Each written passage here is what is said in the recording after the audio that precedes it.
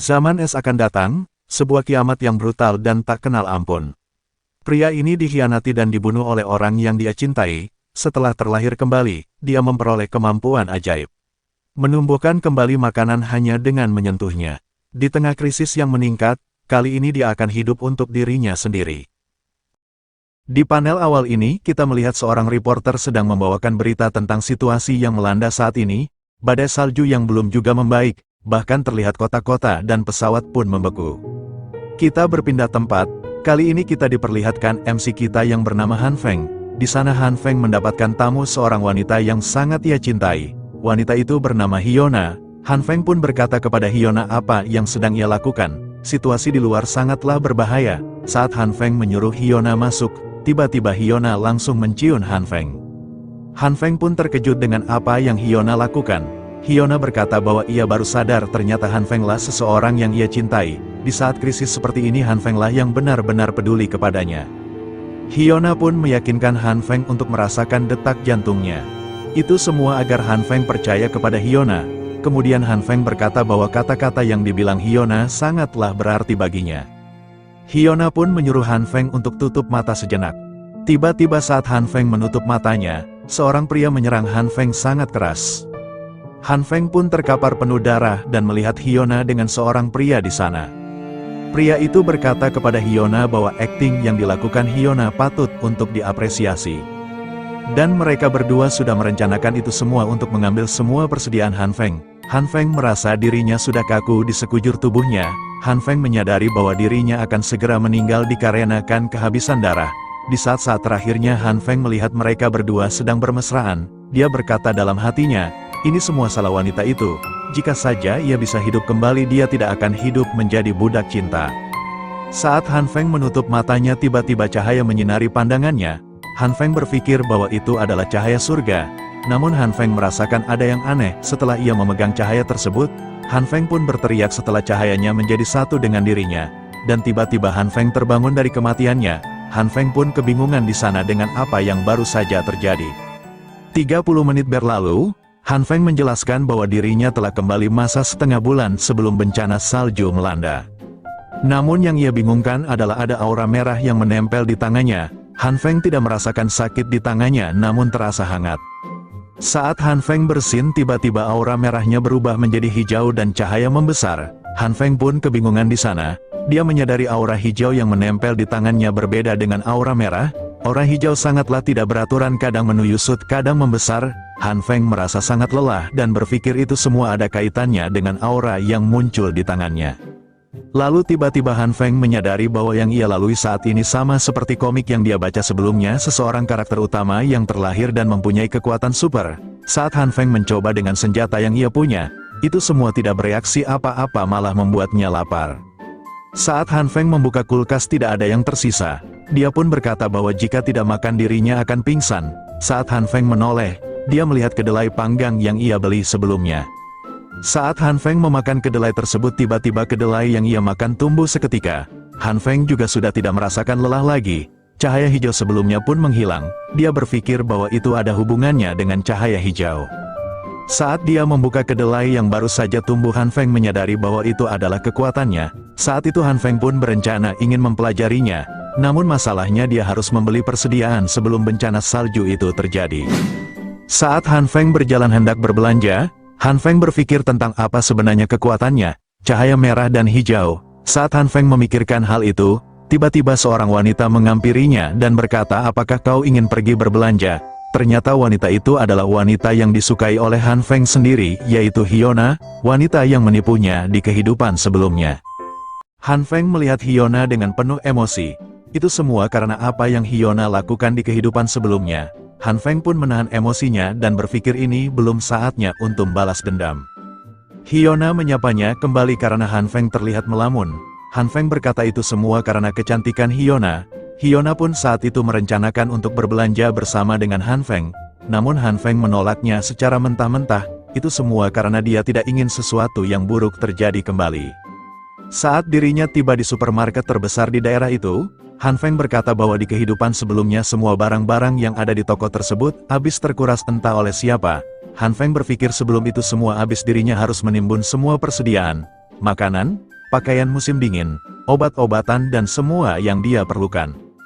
Namun masalah besarnya dia kehabisan uang untuk membeli itu semua. Saat itu tiba-tiba pesan masuk ke teleponnya, pesan itu berisi tentang pinjaman online yang sebelumnya telah disetujui. Han Feng pun melihat itu terbesit sebuah cara untuk melakukan pinjaman ke semua aplikasi yang ada. Karena dia pikir saat bencana itu terjadi nilai uang tidak akan berarti dan tidak akan ada yang menagihnya dikarenakan bencana salju terjadi.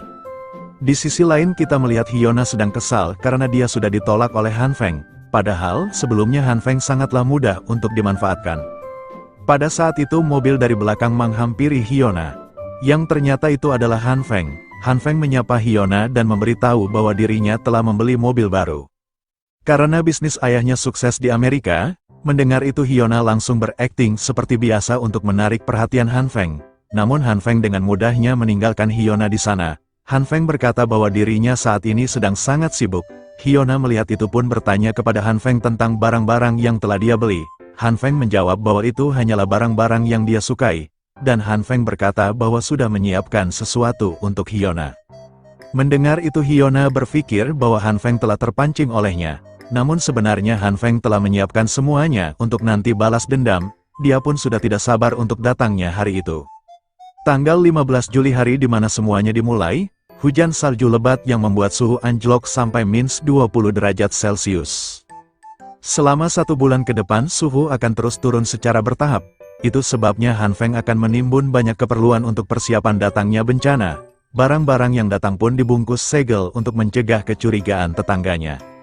Han Feng berkata bahwa saat bencana terjadi jaringan listrik akan menjadi sangat tidak stabil. Itulah mengapa Han Feng membeli banyak generator dan bahan bakar untuk persediaannya selama setahun ke depan. Han Feng juga memodifikasi rumahnya agar hangat dan sangat kuat agar tidak ada seseorang yang menyerang rumahnya nanti saat bencana. Saat Han Feng telah menyelesaikan persiapannya, tinggal 1 hari sebelum itu terjadi, Han Feng bersiap-siap untuk mempelajari kekuatannya. Han Feng berkata bahwa hanya dengan mengandalkan persediaannya saja tidaklah cukup, itulah mengapa dia harus cepat-cepat mempelajari kekuatannya. Di hadapannya sekarang ada sepiring kedelai yang sudah ia tumbuhkan dengan kekuatannya. Han Feng mencoba makanan tersebut untuk menguji apakah itu layak dimakan atau tidak, dan sesuai dugaan Han Feng itu sangatlah aman untuk dikonsumsi. Setelah itu Han Feng berencana mempelajari kekuatannya, karena sebenarnya dia masih bingung menggunakan 2 cahaya tersebut. Han Feng pun berencana menggunakan seluruh makanan yang ada di kulkas untuk diuji coba. Namun tiba-tiba Han Feng sudah tidak sadarkan diri. Saat terbangun ia berpikir bahwa kekuatannya sangat berdampak bagi tubuh dan pikirannya. Han Feng bercerita sebelum dia pingsan, dia sudah melakukan uji coba pada beberapa makanan. Sebagian tidak bereaksi dan sebagiannya lagi berhasil dan ada juga yang meledak. Makanan yang meledak itu menjadi batu bara yang hangat dan bisa menjadi bahan bakarnya juga. Setelah itu Han Feng pun mulai fokus dan mengontrol pernapasannya. Saat Han Feng melakukan itu perubahan pun terjadi dan berhasil. Namun itu semua membuat tubuhnya menjadi sangat lemas. Han Feng berkata bahwa dirinya belum bisa mengontrol penuh kekuatannya. Pada saat itu dia pun mulai kembali memfokus pikirannya. Membayangkan dirinya yang sedang menyatu dengan alam.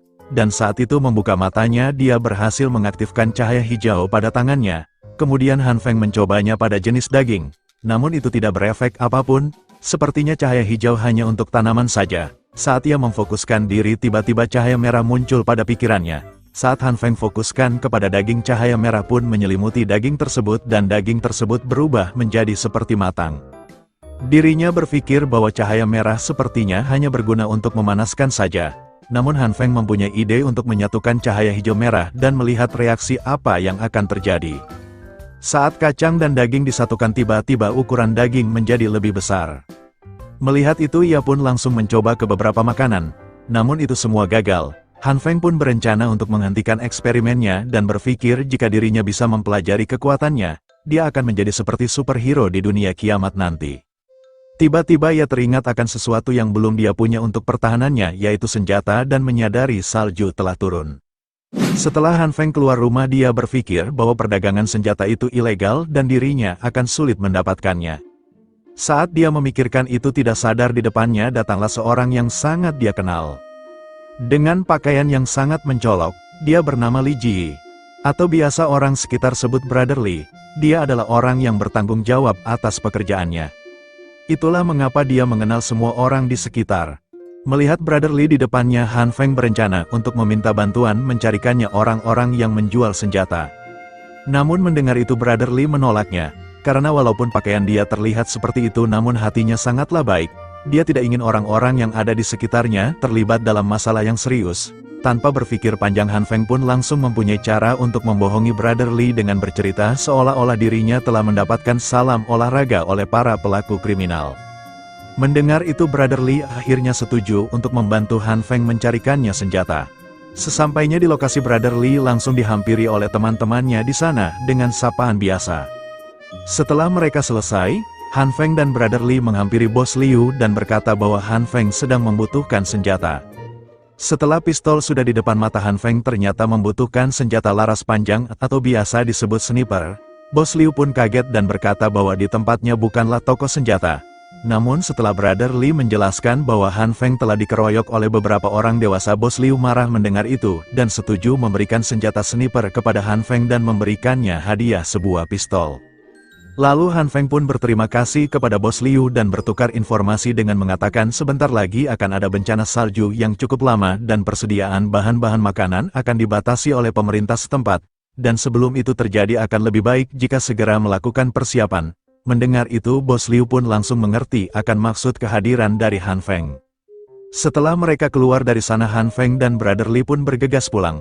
Namun dikarenakan Han Feng sedang melamun memikirkan persiapan ke depannya, tiba-tiba dia terjatuh dan terkilir. Saat itu juga Brother Lee langsung menolongnya menuju rumah sakit terdekat. Kita beralih ke rumah sakit. Di ruangan kantor terlihat kepala perawat muda yang bernama Jiyeon bekerja shift malam menerima telepon dari bawahannya bahwa mereka kekurangan staf dikarenakan banyak korban-korban akibat badai salju yang datang. Setelah Han Feng selesai berobat, nampaknya kakinya patah dan harus menunggu selama 1 jam sampai obat-obatnya tersedia. Dikarenakan sudah selesai Brother Lee berencana untuk pulang. Di dalam rumah sakit ternyata ada banyak korban yang terluka akibat bencana salju yang melanda. Han Feng tidak tahu kapan harus menunggu karena banyaknya pasien. Saat Han Feng sedang melihat-lihat sekitar, matanya tertuju kepada kepala perawat cantik yang masih muda. Tiba-tiba bapak-bapak di samping Han Feng memanggil kepala perawat tersebut dan memberitahukan keluhannya. Namun itu semua hanyalah trik semata, karena tujuan sebenarnya adalah untuk hasrat cabulnya. Dikarenakan sudah terlalu kurang ajar, Han Feng melemparkan tongkatnya kepada bapak-bapak tersebut hingga terjatuh. Han Feng pun segera memberitahu kepala perawat tersebut apa yang sedang bapak-bapak itu lakukan kepadanya dan berencana akan menyebarkan muka si bapak ke internet dengan kasus cabul. Bapak itu pun akhirnya keluar dan meninggalkan rumah sakit. Melihat itu kepala perawat pun berterima kasih dan merawat luka Han Feng. Setelah mereka selesai Han Feng pun segera pulang. Hari berikutnya badai salju yang sedang terjadi bertambah parah, bahkan di seluruh dunia pun mengalami hal yang sama. Para ahli mengatakan bahwa cuaca dingin ini tidak akan bertahan lama. Han Feng yang sudah tahu pun hanya bisa menghela nafas karena badai salju tidak akan berhenti. Untungnya dia sudah menimbun banyak bahan-bahan yang diperlukan. Saat setelah berita di televisi muncul, para warga di sekitar perumahan berbincang di chat aplikasi telepon. Mereka mengatakan salju sudah mulai parah dan mereka semua mengeluh kedinginan. Awalnya Han Feng hanya menyimak, namun saat ada seorang misterius mengatakan di dalam chat tersebut bahwa dunia baru akan datang dan kiamat zaman es akan segera dimulai, Han Feng pun bertanya-tanya siapa orang misterius itu yang mengetahui tentang bencana salju akan muncul.